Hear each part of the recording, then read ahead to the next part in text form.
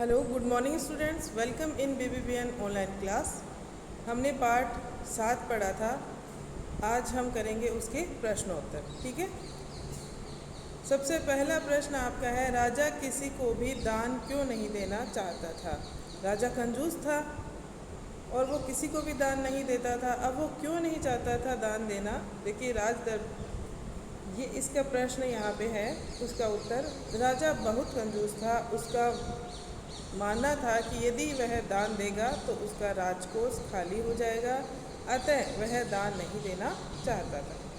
उसे ये लग रहा था बार बार में कि अगर मैं दान दूंगा तो मेरा राजकोष पूरा पूरा खाली हो जाएगा, इसलिए वह दान नहीं देना चाहता था। इसका उत्तर हमारी जो चैप्टर है उसमें भी यही है और हमें जहाँ तक समझ में आया उसका मतलब यही है। दूसरा प्रश्न दिया हुआ है, राज दरबार के लोग मन ही मन राजा को बुरा कहते थे, लेकिन वे राजा का विरोध क्यों नहीं कर पाते थे। मन ही मन राज दरबार के लोग सब जानते थे कि राजा सही नहीं है, वो विरोध भी करते थे, लेकिन उसके सामने विरोध क्यों नहीं कर पाते थे। देखिए, राज दरबार के लोग मन ही मन राजा को बुरा मानते थे, परंतु वे जानते थे कि यदि वे राजा का विरोध करते हैं तो वह उनको दंड देगा। दंड से बचने के लिए वे राजा का विरोध नहीं करते थे। ठीक है। दंड से बचने के लिए वो राजा का विरोध नहीं करते थे। कई बार हमारे सामने ऐसी परिस्थितियाँ होती हैं, हमें पता है चीज़ें गलत है, लेकिन हमें ये लगता है कि हम क्यों बुरे बने, हमें दंड मिल सकता है। यानी कि ये कायरता की निशानी हमारे अंदर कहीं ना कहीं छुपी हुई होती है और उसी वजह से हम विरोध नहीं कर पाते हैं। नेक्स्ट प्रश्न है हमारा, राज्यसभा में सज्जन और विद्वान लोग क्यों नहीं आते थे। राजा ऐसा था कि कंजूस और विद्वानों का सम्मान नहीं करता था। उसे अच्छे लोगों की कोई परख नहीं थी, ना ही उनकी ज़रूरत थी। उसे सिर्फ पैसा, अपनी धन दौलत, अपने सुगंधित पदार्थ, अपने कपड़े, अपने ऐशो आराम से प्यार था। उसे कोई आवश्यकता नहीं थी गरीब लोगों की और बुद्धिमान लोगों की, इसलिए वहाँ पे लोग आते भी नहीं थे। देखिए, इसका उत्तर यहाँ पे लिखा हुआ है, राज्यसभा में सज्जन और विद्वान का आदर सत्कार नहीं होता था, इसलिए वे राज्यसभा में नहीं आते थे। ये उत्तर आप सटीक सा उत्तर लिख देना। राज्यसभा में जो सज्जन का यानी अच्छे लोग जो होते हैं, और विद्वान यानी बुद्धिमान लोगों का सत्कार यानी आदर नहीं होता था। आदर सत्कार यानी आओ भगत उनका नहीं होता था, उनको नहीं पूछा जाता था, इसलिए राज्यसभा में लोग नहीं आते थे। राज्यसभा में सिर्फ पैसे वाले और राजा जैसे ही लोग आते थे। नेक्स्ट प्रश्न है, सन्यासी ने सीधे सीधे शब्दों में भिक्षा क्यों नहीं मांगी थी। क्योंकि सीधे सीधे शब्दों की बात तो राजा को समझ में कहाँ आ रही थी। सीधे सीधी भाषा में बात करी थी ना बेचारी जनता ने, तो राजा को समझ ही नहीं आ रही थी सीधी सीधी बात, इसलिए सन्यासी ने घुमा के भिक्षा मांगी, ताकि सन्यासी को ये पता था, भान था उसको कि राजा जो है वो अपनी बुद्धि नहीं लगाएगा, और कंजूस होने के कारण जब मैं 1 रुपये की बात करूँगा कि 1 रुपये से शुरू करनी है भिक्षा, तो वो मान भी जाएगा और उसकी बड़ाई कर दूंगा थोड़ी। बोला ना कि कर्ण से भी बड़े दानी हैं आप, तो दानवीर हैं। देखिए, इसका उत्तर है, राज्यसभा में सन्यासी बहुत चतुर था।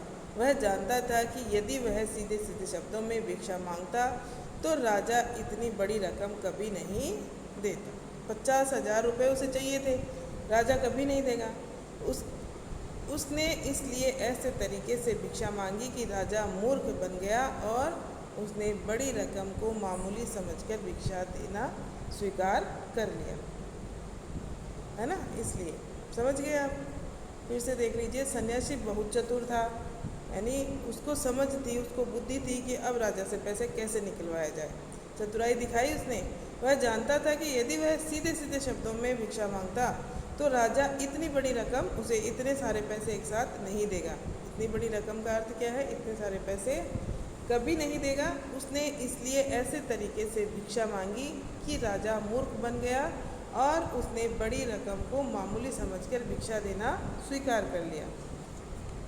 नेक्स्ट है हमारा, नेक्स्ट प्रश्न देखिए, यह राजा को सन्यासी के आगे गिड़गिड़ाने की जरूरत क्यों पड़ी। जब राजा को ये पता लगा कि इतने सारे रुपए राजकोष में से खाली होने वाले हैं, इतने सारे रुपए खाली हो चुके हैं, तो वो बहुत परेशान हो गया और उसने सोचा अब तो मैं सही में ही दिवालिया हो जाऊंगा, इससे अच्छा तो मैं गिड़गिड़ा ही लेता हूँ सन्यासी के पास, क्योंकि उसने वचन दे दिया तो वचन वापस नहीं ले सकता। अब तो सन्यासी ही अगर मुझे माफ़ कर दे तो कर दे। तो देखिए इसका उत्तर आप लिखिए। राजा ने सन्यासी को भिक्षा देने का वचन दे दिया था, लेकिन भंडारी के अनुसार भिक्षा के रूप में राजकोष से 10 लाख रुपए की रकम निकल जाने वाली थी। 10 लाख रुपए कहाँ, 10,000 रुपये मांग रहा था वो, जो जनता आई थी 10,000 रुपये मांग रही थी और सन्यासी ने उसे 10 लाख रुपए में आके अटका दिया। इससे राजा दिवालिया होने वाला था। राजा को अपना राजकोष बचाने के लिए सन्यासी के आगे गिड़गिड़ाना पड़ा। राजकोष बचेगा तभी तो उसका राजपाट बचेगा और तभी वो ऐसा आराम कर सकेगा, है ना। अब देखिए यहाँ पे कुछ शब्द दिए हुए हैं। पूर्वी सीमा के लोग भूखे प्यासे मरने लगे, ये एक वाक्य है। अब पूर्व शब्द के 2 अर्थ होते हैं। पूर्व शब्द के कितने अर्थ होते हैं? 2। पूर्व एक दिशा का नाम है और पूर्व यानी पहले। हम कहते हैं कि राम के पूर्व श्याम आएगा या श्याम के पूर्व राम आएगा, यानी पहले आएगा। और पूर्वी एक दिशा है। दिशा कितनी होती है? 4 दिशाएं होती है, उनमें से पूर्व भी एक दिशा है, उत्तर दक्षिण पूर्व पश्चिम। अब देखिए नीचे ऐसे ही कुछ और शब्द दिए गए हैं जिनके 2-2 अर्थ हैं। ऐसे बहुत से शब्द होते हैं जिनके 2-2 अर्थ होते हैं, उन्हें हम कहते हैं अनेकार्थी शब्द। क्या कहते हैं? अनेकार्थी शब्द। जिनके अर्थ, शब्द तो एक जैसे दिखाई देते हैं लेकिन उनके अर्थ हमेशा अलग होते हैं। ऐसे बहुत शब्द होते हैं। अब नीचे भी ऐसे शब्द हैं, इनका प्रयोग करते हुए 2-2 वाक्य बनाओ। वाक्य बनाने हैं इन शब्दों का प्रयोग करते हुए। शब्द देखिए लिखा हुआ है आपकी बुक में, वहीं आप वाक्य बना लेना। जल, जल शब्द है पहला। जल से हम वाक्य बनाएंगे। जल, गर्म पानी गिरने से उसका पैर जल गया। एक वाक्य तो ये बन गया यहाँ पे। जल शब्द का अर्थ क्या हुआ? जलना। तो गर्म पानी जल गिरने से उसका पैर जल गया, जलना अर्थ निकल रहा है। दूसरा जल शब्द का है अर्थ समुद्र में चारों ओर जल ही जल है। यहाँ जल का अर्थ क्या है? पानी। यहाँ पे पहले वाक्य में जल का अर्थ निकला है जलना, जलना से जो जल जाता है उससे। और दूसरे शब्द में इस वाक्य में इसका अर्थ निकला है पानी, जल का, है ना। समझ गए आप? नेक्स्ट देखिए मन। मन शब्द है, इसमें भी 2 तरह के आपको 2 वाक्य बनाने हैं जिनके अर्थ अलग अलग निकलते हो। तो पहला आपका वाक्य है, उसके आने की खबर सुनकर मेरा मन खुश हो गया, है ना। उसके आने की खबर सुनकर मेरा मन खुश हो गया। यहाँ पे मन का अर्थ मन से ही है। दूसरा मन से बना है, बाजार से 4 मन गेहूँ ले आओ। यहाँ पे मन का अर्थ है 100 किलो।